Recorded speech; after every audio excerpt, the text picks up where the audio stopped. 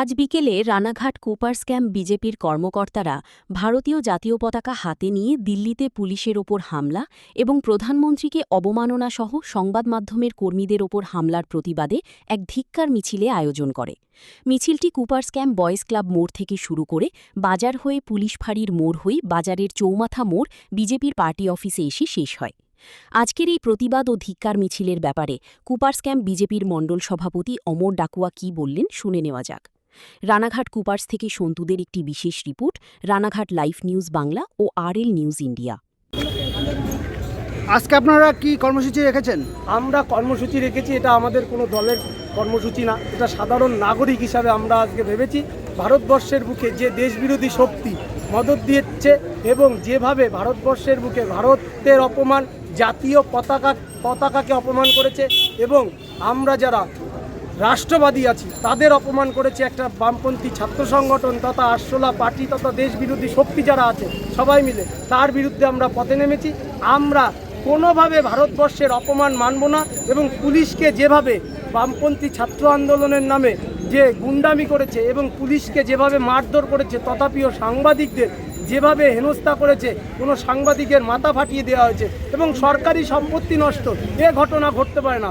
কোনোভাবে আন্দোলন গণতান্ত্রিক প্রক্রিয়া, সবাই আন্দোলনের এখতিয়ার আছে, সবার আন্দোলন করার অধিকার আছে, গণতন্ত্র দেশ, কিন্তু তার জন্য এটা হতে পারে না আন্দোলনের নামে গুন্ডামি, মস্তানি, সরকারি সম্পত্তি নষ্ট, পুলিশের অপমান, পুলিশের আধিকারিককে অসম্মান, পুলিশের মাথা ফাটানো থেকে শুরু করে সরকারি সমস্ত বা সাধারণ মানুষকে হেনস্থা, এটা ছাত্র আন্দোলন হতে পারে না। তাই আজকে আমরা পথে নেমেছি, আমরা সাধারণ নাগরিক হিসাবে পথে নেমেছি জাতীয় পতাকা নিয়ে, যাতে সমস্ত মানুষ অংশগ্রহণ করে এবং যারা রাষ্ট্রবাদী আছে সেই সমস্ত রাষ্ট্রপ্রেমী মানুষকেও আমরা আহ্বান জানিয়েছি।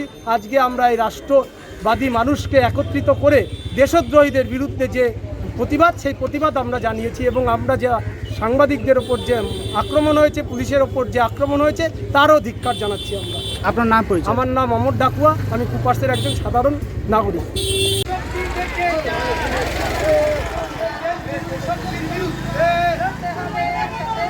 ভারতবর্ষের অপমান, পুলিশ প্রশাসনের অপমান, পুলিশকে মারা হলো কেন? পদার্থ বামপন্থী ছাত্র সংগঠন জবাব চাই, জবাব দাও। ছাত্র আন্দোলনের নামে সরকারি সম্পত্তি নষ্ট করা হলো কেন?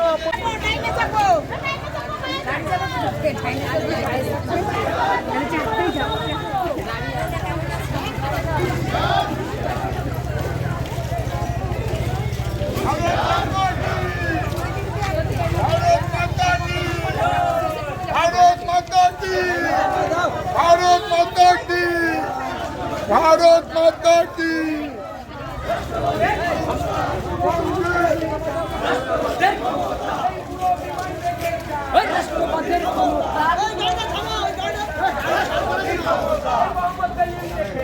राष्ट्रवादी क्षमता, राष्ट्रवादी क्षमता, राष्ट्रवादी क्षमता, রাষ্ট্রবাদী ক্ষমতা, মৌলবাদী দেখে যা রাষ্ট্রবাদী ক্ষমতা, সিপিএম রা দেখে যা রাষ্ট্রবাদী ক্ষমতা, এই রাষ্ট্রবাদী রাজপথে লালবাগকু হুঁশিয়ার, হুঁশিয়ার, হুঁশিয়ার, এই রাষ্ট্রবাদী রাজপথে তৃণমূল হুঁশিয়ার, হুঁশিয়ার, হুঁশিয়ার, এই রাষ্ট্রবাদী রাজপথে বাপু হুঁশিয়ার, হুঁশিয়ার, এই রাষ্ট্রবাদী রাজপথে জিহাদ হুঁশিয়ার, হুঁশিয়ার, হুঁশিয়ার, এই রাষ্ট্রবাদী রাজপথে